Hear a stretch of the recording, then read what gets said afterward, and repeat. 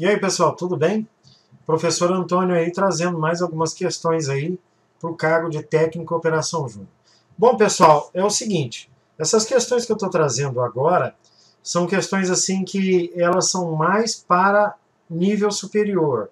É interessante isso, né? A Petrobras, a Banca Sesgran Rio, cobra questões que geralmente caem para o cargo de nível superior, mas são recorrentes num cargo, na prova de cargo de técnico de operação júnior, né?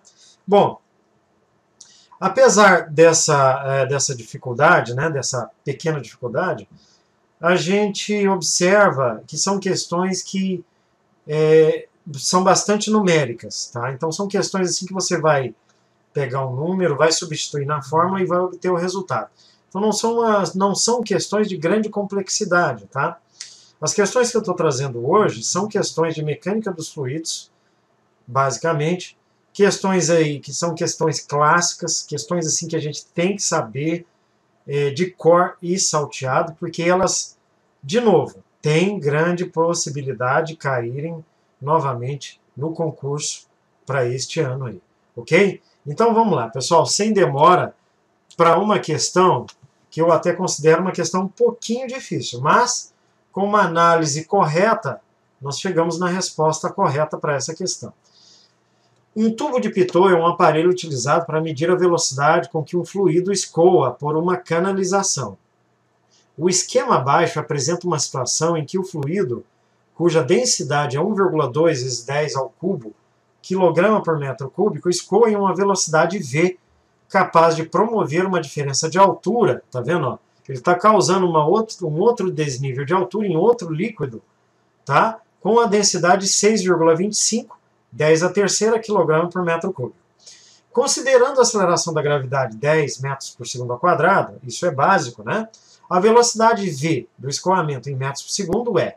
Pessoal, esse dispositivo é o mesmo dispositivo para determinar a velocidade de uma aeronave.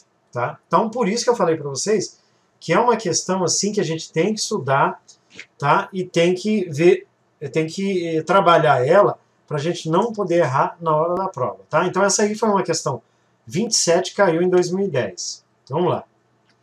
Primeira coisa que está acontecendo aqui, pessoal, existem dois fenômenos de pressão ocorrendo aqui. O primeiro fenômeno de pressão que está ocorrendo aqui é a pressão estática, que vai causar esse desnível aqui, tá vendo? Ó? Esse desnível de altura aí. E para calcular essa pressão estática, a gente vai recorrer à lei de Stevin, que é esta fórmula que eu acabei de colocar aí no slide. Né? Já que nós já estamos com a fórmula da pressão estática, né, a gente já pode calcular, porque nós temos todos os dados do enunciado. Esse líquido aqui, ele tem a densidade 6,25 vezes 10 ao cubo. A aceleração da gravidade é 10 e o desnível de altura, prestem bem atenção, pessoal. O desnível de altura ele deu em centímetro. Por isso que eu coloquei aqui o expoente 10 a menos 2. Vocês não podem esquecer disso.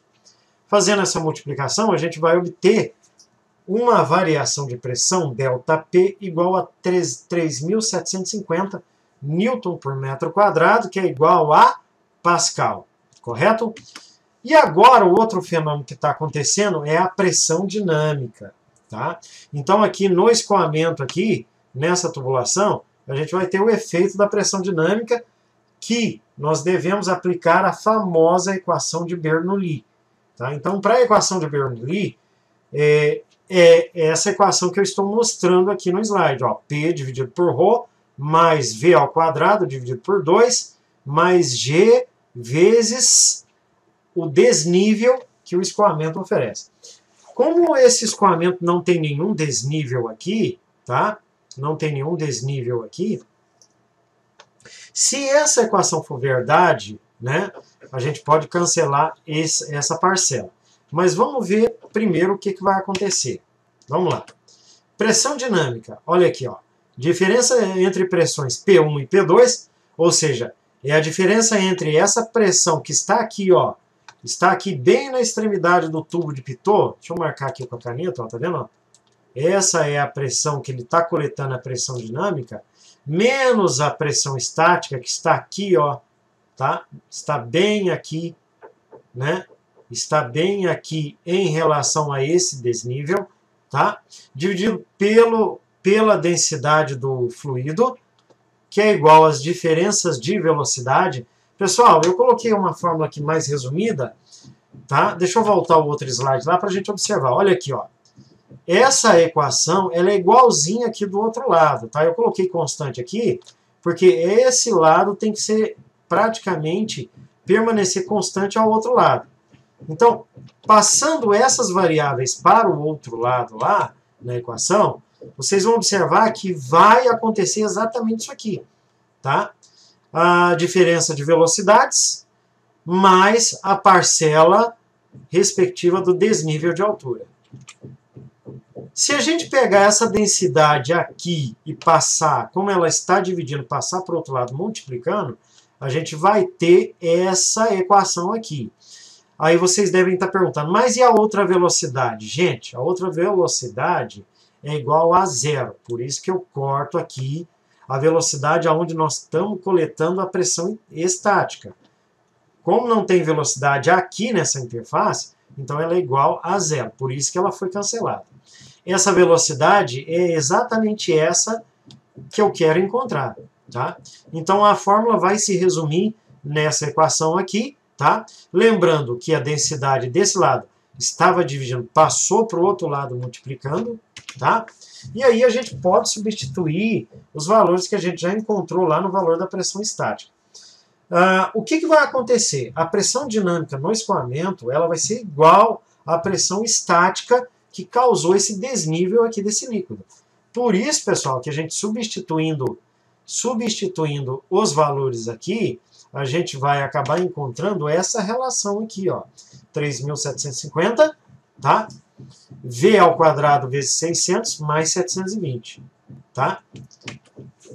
Isolando a velocidade, nós vamos ter uma velocidade aproximada de 2,25 metros por segundo, que aí, no caso, nós vamos coletar a resposta alternativa mais aproximada, que é a alternativa B. Ok? Ok, pessoal? Então, foi uma questão um pouquinho difícil, porque a gente teve que lembrar das equações de Bernoulli e também do teorema de Stevin. Tá? Próxima questão que eu quero compartilhar aí com vocês é uma questão fácil, que caiu em 2011. Tá? Então, olha o enunciado. No manômetro ilustrado na figura ao lado, o fluido manométrico é o mercúrio, de massa específica, 3,6 gramas por centímetro cúbico. Gente, observa, ele está dando a densidade do mercúrio em gramas por centímetro cúbico.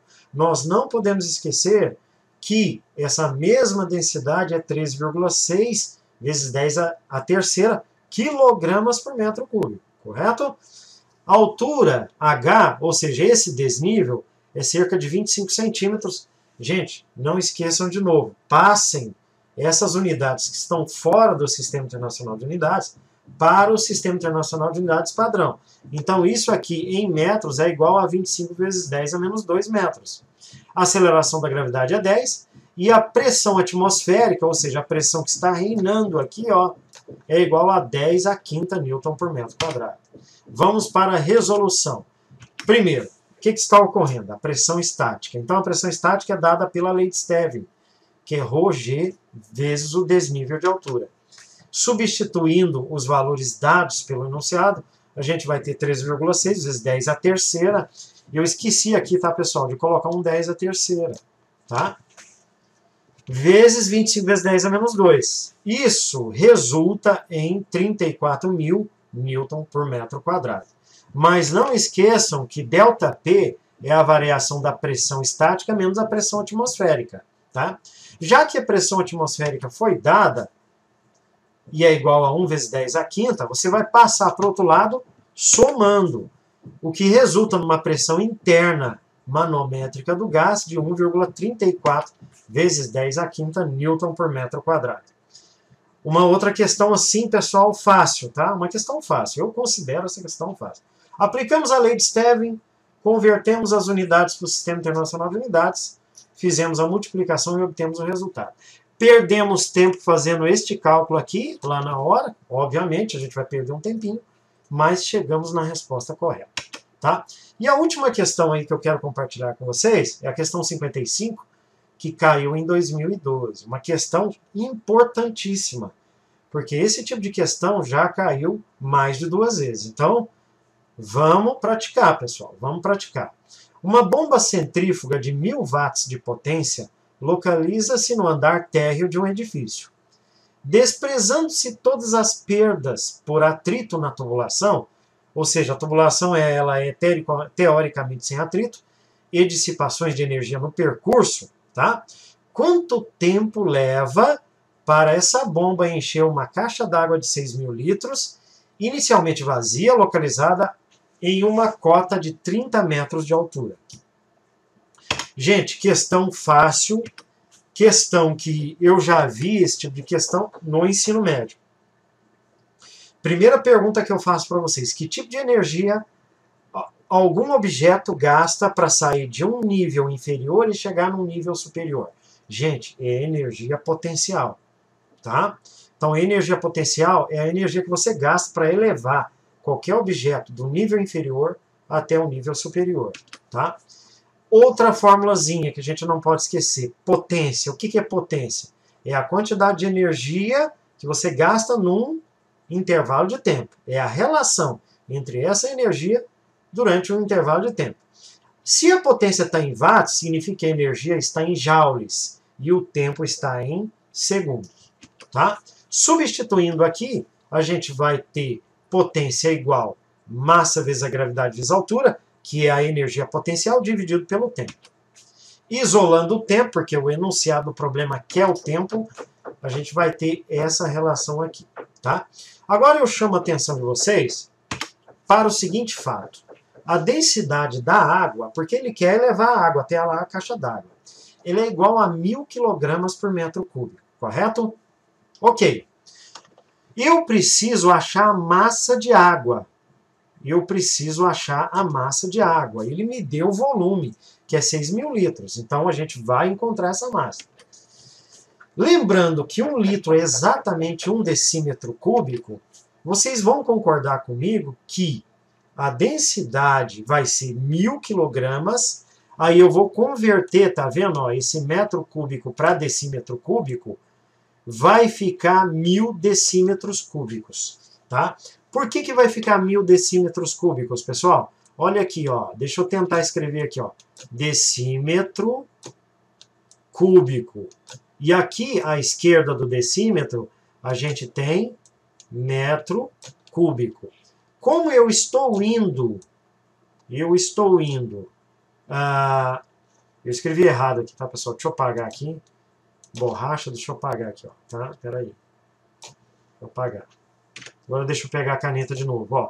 Como eu estou indo para a direita, aí você tem que fazer o quê? Você tem que multiplicar, tá, essa unidade por 1000, tá? Porque a dimensão, porque a mudança de unidade vai se dar em 3 casas. Por isso que eu coloquei 1000 aqui no lugar do metro cúbico e coloquei decímetro cúbico, correto? Agora cancela um pelo outro, a gente vai ter exatamente a densidade da água de 1 kg por litro, correto? Então a gente vai utilizar isso agora no cálculo da massa. Olha o seguinte: se a densidade é 1 kg por litro, e você tem a massa e o volume é 6.000 litros, gente, a massa de água é 6.000 quilos, correto? Então basta vocês lembrarem que 1 tonelada de água ou 1000 litros de água tem exatamente 1000 quilos de água, tá? E a gente agora vai substituir isso na fórmula. Olha lá, variação do tempo vai ser então 6.000 vezes 10 vezes 30 dividido por 1000 watts, que é a potência. A gente vai ter um valor do tempo de 1.800 segundos, tá? E aí vocês vão dividir 1.800 por 60, porque 1 minuto tem 60 segundos, e vão obter a resposta que é 30 minutos. Então, essa bomba vai levar exatos 30 minutos para encher essa caixa d'água com capacidade de 6.000 litros. Questão muito boa, né, pessoal? Gostei dessa questão, tá? Gente, não esqueçam de acessar o nosso site, deixar o like de vocês, tá? E escrever os comentários. Quem quiser essas questões que eu estou elaborando aí, me mandem um e-mail que eu mando para vocês essas questões aí em formato PDF para vocês estudarem, tá? Porque a prova, pessoal, está chegando, tá ok? Gente, um abraço aí para vocês e até a próxima.